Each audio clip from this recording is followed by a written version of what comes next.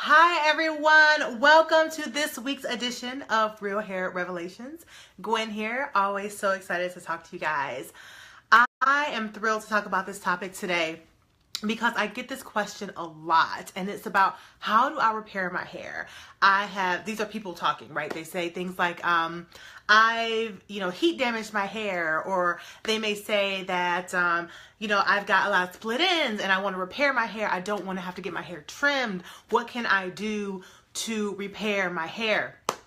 And the unfortunate and sad news, to be brutally honest, is that there is no way to repair your hair once it is damaged. This is why it is so imperative that you guys take the information I'm giving you, take those tips that I give every week, and you actually put them to use and apply them. Because once your hair is damaged, there is no coming back from that. Now, I will caveat that and say you can grow fresh, beautiful hair, but the hair that's already on the outside of your head that has been damaged, if this part of my hair is damaged right here, this part of my hair cannot be repaired. I have to grow new hair that is fresh and undamaged in order to make sure that my hair doesn't get damaged. So whatever's already damaged is going to be damaged. You cannot fix it.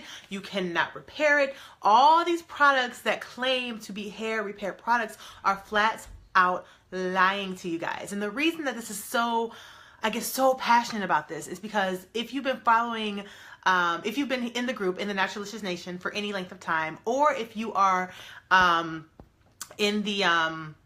if you have been following me for any period of time at all, you know that my ultimate goal is to make sure that you are empowered to make smart decisions about your hair when you go to the store. So you are not wasting time, you're not wasting money, and you are not getting frustrated buying things that don't work, because we have all been there, right? We've all gone to the store and we see a plethora of products, right? Now backtrack about 5 or 6 years ago, maybe even 7 years ago, we were just excited to find a product that was made for us, right? It was like we always were kind of regulated to that little section at like Walmart, right? Where it's like that little like corner of the hair aisle, and we would go there and we would see all the kind of quote unquote legacy brands that we all kind of grew up with, and we would just be thrilled to find that there was something new and innovative and available for us in our hair.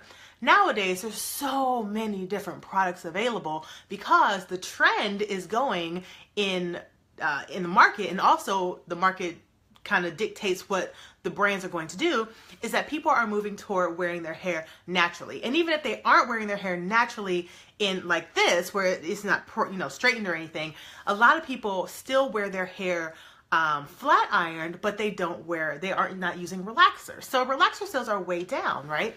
So brands are noticing that people are looking for ways to make their natural hair look amazing and wonderful. However, what boggles my mind is that with so many products available, it's crazy to me that we are still culturally at a point where we don't know what the hell to do with our hair, right? Like, so many of you are on this video watching right now because you are at a loss as to what to do with your hair. A lot of you have been using my tips and you've been following them, and your hair has been doing great, and that's amazing. But when you started, a lot of times it was like you didn't know what to do with your hair, right? And so here we are at a place where we also understand that in this day and age, we are very much in a society and a culture, not just African Americans, just as a in the world, right? We are in a microwave society, which is what I call it. We want everything so quick. We want the quick fix. We want the magic pill, and we want to find something that we can buy on the shelf that's going to magically repair our hair. And it's impossible. I'm so sorry to say that it cannot. I'm sorry. I'm trying to figure out this screen. It's not working right. Oh well. Anyway, there's nothing you can do to repair your hair once it is damaged. So when you go to the store and you buy products that claim to be hair repair, you got to understand that what is on the front of a label, and I've told you guys this several times, what is on the front of a label is 99% marketing, right? Not all marketing isn't bad, right? I mean, some marketing is good, or what? I mean, most marketing is good, but what you may not know is that 99% of what is on the front of a product label when it comes at least to cosmetics, and that includes hair care, most of that has the ability to be lies. So they can say hair repair and get away with it and be completely lying to you, right? Because there's no way for your hair to repair itself. I'm going to tell you about that in a second, but let me get on my soapbox real quick. The second thing is that they can say things like natural, they can say organic, they can say healthy, they can say all these buzzwords that get us going, right? And like, oh, organic, yes, organic sounds good, I'm going to buy it, right? Or natural, yes, my hair is natural, I want something that's natural, I'm going to buy it. It does not have to be natural. If you've ever picked up a product and you saw that it said natural on the front and you turned it around and saw it had a bunch of chemicals that you had never heard of, that you can't explain, that you can't even pronounce, you know exactly what I'm talking about. And I know all of us have been there. So think about this. Imagine you're at the store and you got this plethora of products and you see something and it catches your eye and it's got a pretty label and it says on there hair repair, and you're like, ooh, I got damaged ends, I don't want to have to get my hair trimmed, because nobody really likes to get their hair trimmed, right? So it's like, okay, because you've worked so hard to grow it and make it healthy, you don't really want to have to cut it off, right? So you're at the store, you see hair repair, you're like, ooh, I got heat damage, or I got split ends, or I got breakage, or whatever. I'm going to buy this product and I'm going to take it home and I'm going to use it. It's going to repair my hair, right? And you use this stuff in your hair, and in the moment, it actually may feel like your hair is repaired. You may notice that the split ends seem to have bound themselves together. It may, your heat damage may not look quite so damaged anymore, or what have you. But guess what?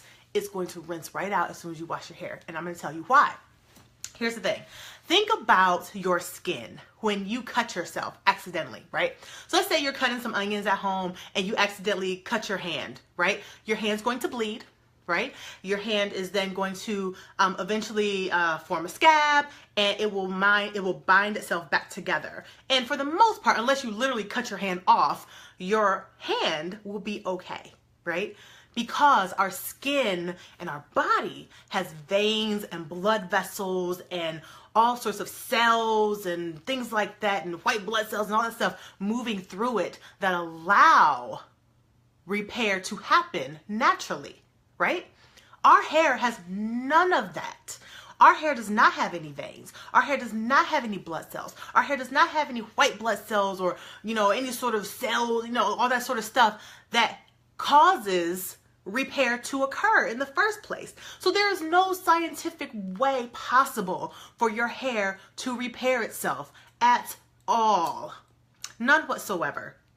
Okay, so these products that tell you that they are going to repair your hair are flat out lying. They're not half truths. They're not, bending the truth and all that. No, they're flat out lying. Okay, they cannot repair your hair. Again, it may feel initially when you first put it in that your hair feels, somewhat okay, but I guarantee you, as soon as you wash your hair the next time, you are going to find that those split ends magically show back up, because they never went away. They were just bound by whatever product that product that you use.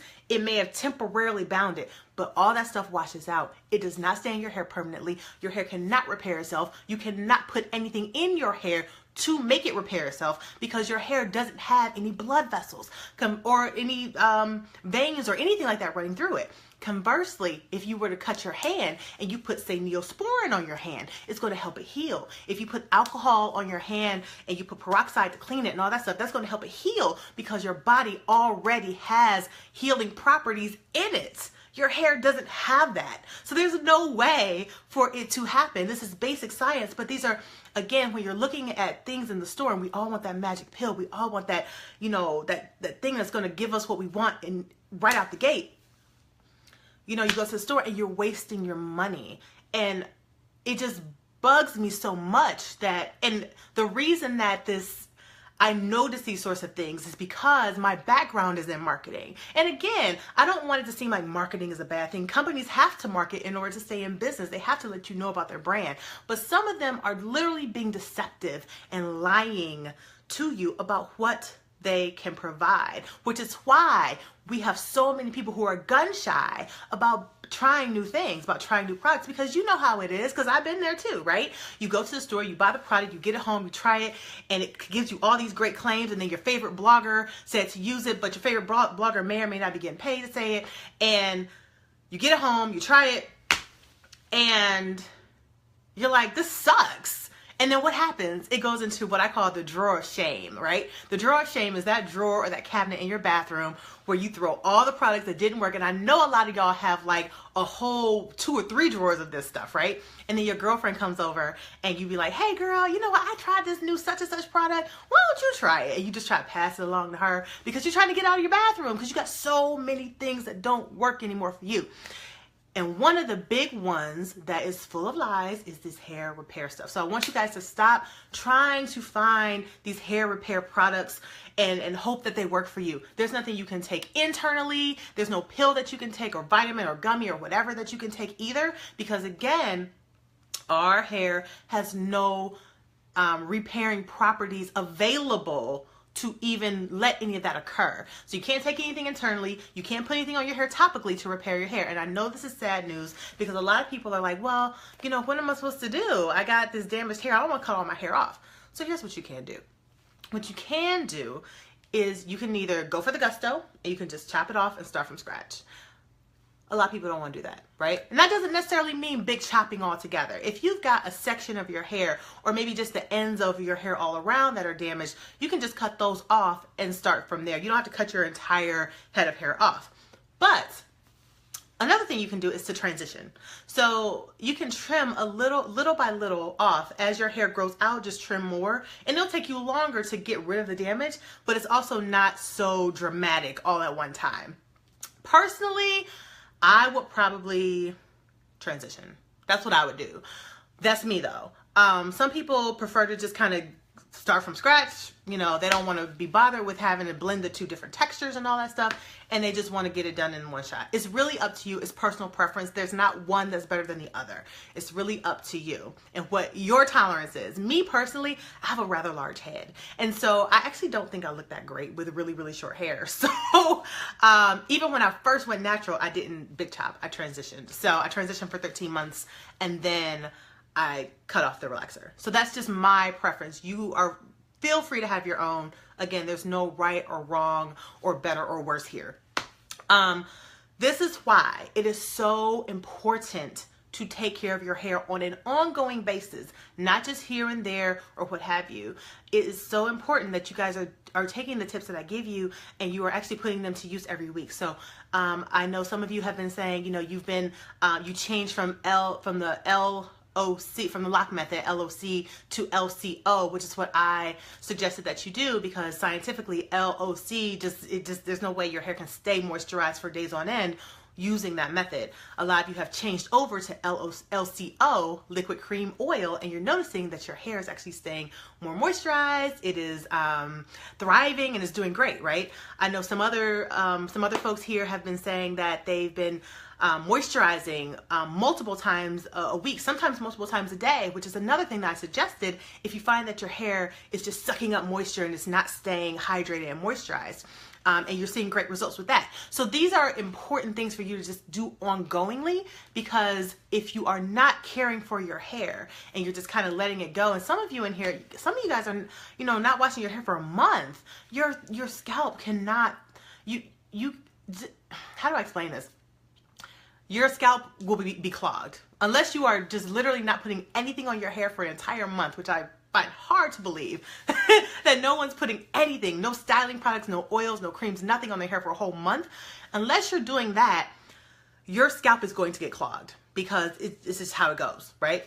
And if your scalp is clogged, your hair cannot breathe, your scalp can't breathe, and your hair grows from its scalp. So I need you guys to increase the amount of times that you're washing your hair. On average, you should be washing about every 7 to 10 days, okay? But all these things, take these into account and actually put them to use, because if you do these things, you'll find that you have no need for hair repair products. You have no need for that like magic potion or magic pill that you hope is going to repair the damage that you may have caused to your hair.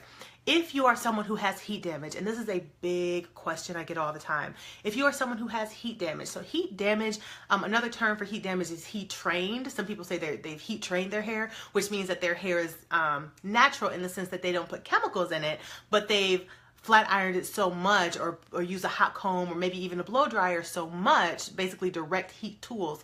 They've used them so much that their hair stays straight. It does not curl back up. It does not have a natural curl pattern anymore. That is technically called heat damage. Some people, again, if they want to do that to their hair, they call that heat training, okay? But at the end of the day, it's the same thing. If you have heat damaged your hair and you are wondering how you can get it to curl back up, I'm sorry, baby, it's not gonna happen. There's no way, unless you put some curlers in it or some rollers in it, or maybe if you want to go the chemical route and put like a curly perm in your hair. That's the only way that your hair is going to curl back up without you, without it being natural when it's in its heat damaged state. That's the bad news. The good news, again, is that you can transition out of that. You can just slowly trim it off, or you can big chop it and just start from scratch. And your new hair that grows out of your head will have the curl it will have. So your hair that's coming from your root is not going to be damaged. The only thing that you can damage is what's outside your hair. So no need to worry about, oh my gosh, my hair is going to be damaged for the rest of my life. I'm going to have these, this horrible hair. No. Whatever's on the outside of your hair can be cut off or trimmed off or what have you, and then you just grow new hair from your scalp, and it'll be, big and fluffy or whatever you want. Okay? So no need to worry about that. But if your hair is heat damaged, there's no way for your hair to curl back up on its own naturally. I'm sorry. That is usually not what people want to hear. And I hate to be the bearer of bad news, but I definitely prefer to give you the real than to sell you a bunch of, hopes and dreams and lies, right? If you notice at Naturalicious, in the Hello Gorgeous kit, Hello Gorgeous hair care system, and even our Spanish almond regrowth oil, which is this product right here, if you guys can see that. And then another product that we have is our Heavenly Hydration Grapeseed Hair Mist. We don't have any hair repair products. You see nothing that says hair repair. We do have our Spanish almond regrowth oil, but I always tell people that is for your scalp, right? You are to put that on your scalp. That is for regrowing, thinning hair wherever your hair is not growing. So again, you cannot repair hair that's on the outside of your hair, but you can grow fresh new hair. So you can put a product like this onto your hair, the Spanish almond regrowth oil. You can put this onto your scalp. You put it on your scalp directly in the area that you're trying to get to grow. You put that directly, like literally part your hair and put it on your scalp, right? Part your hair, put it right on your scalp. And you will find that if you are consistent with that, your hair will grow and it will thrive and be beautiful, provided that you don't continue to damage it, okay? One more thing, for people who have thinning edges and thinning like in the crown, a lot of times if you have thinning edges, that's usually from you either wearing styles too tight. So for instance, let's see, like twists a lot. Like there's the faux locks right now is like a big thing, right? So people wearing the faux locks, which are gorgeous. They're so pretty, but a lot of times they're really heavy, right? And they pull on the edges. Also Singalinese twists were really hot. Still pretty hot right now. What else? The Havana twists, which are the bigger sort of twists, and also any sort of extension or weave or what have you. That's extra added hair that your scalp was not really prepared to carry, right? And so you're adding extra hair and it's weighing down your edges, and you gotta be really, really careful. So if you have the thinning edges, first thing you gotta do is to stop wearing styles that are weighing heavy on your hair.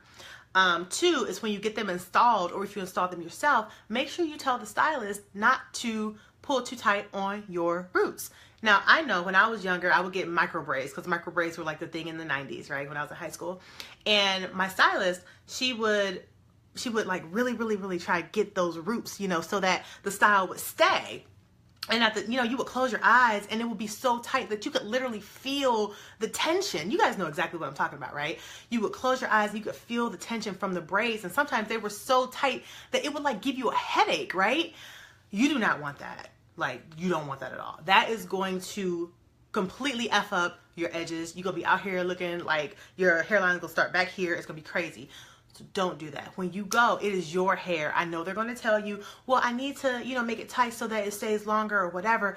But who cares if you have a dope hairstyle if you ain't got no edges? Like, seriously, right? So make sure that you tell them, hey, look, I need you to loosen up on these edges because I'm not trying to be bald-headed out here, and, you know, chill out on making my edges too tight, okay? Just, or if you do them yourself, make sure that you are not making them too tight. If you do have thinning edges, you can use the Spanish almond regrowth oil. Again, this product here, and you're going to put it directly on your scalp. You have to be consistent with it though. Remember, it took time for your hair to be damaged. It's going to take time for you to grow new hair so that you can get rid of that, so that you don't have thinning edges anymore, okay?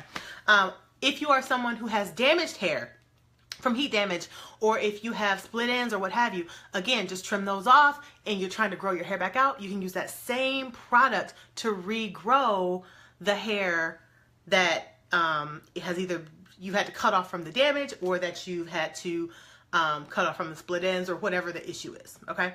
So again, don't waste your time, don't waste your money. It bugs me so much because, again, my background is in marketing. Prior to starting Naturalicious, I was the global digital marketing director for Ford Motor Company. And so, you know, basically that means, it's a big fancy title, but basically that means that I was in charge of digital marketing campaigns for the entire company around the world. So everyone who worked in a department of marketing for Ford had to report to me. And so obviously I've been around this, like I know how this works. And again, most marketing is perfectly fine. Most marketing is not deceptive, but these brands that are telling y'all that they have hair repair products and that they can fix your hair, they're lying. They're flat out lying to you. And there's no FDA regulation that's going to stop them from lying. That's the thing, right? That's why it's so important to be like so conscious of this stuff, because again, they can say that it's natural. They can say it's hair repair. They can say that it's healthy and organic. They can't say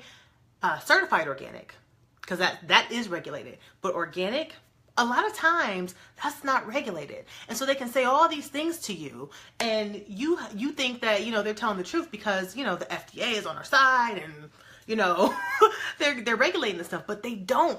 One of the only things that's regulated on the front of a label is the size. So they can't say that the product is, you know, 8 ounces when it's only 4, but they can say that it's natural when it's not. You know exactly what I'm talking about. You've picked up a product that said natural, you turned it around, you didn't know what none of them ingredients were, right? That's because none of that stuff is regulated. These are rather, when it comes to cosmetics and things like that, these are relatively vague terms, and they don't have any like concrete meaning when it comes to how they are regulated. And so again, they can say all these things and get away with it. Again, buyer beware. Buy from a brand that you know and that you trust, whether it's Naturalicious or some other brand. Make sure it's a brand that you trust, that you can trust what they say. And also another good thing is to buy from a store. If you're you know, in the store, buy from a store that you can trust. Like Whole Foods is great, right? Most health food stores are great. They don't allow certain products on their shelves. So even if it does say natural, they are very conscientious of what the ingredient list is, and they have a whole list of ingredients that they do not allow on their shelves. So Whole Foods is the one that, you know, is kind of around the country. Everybody knows Whole Foods, but, you know, even in your local area, I'm sure there are health food stores that have the same sort of standards.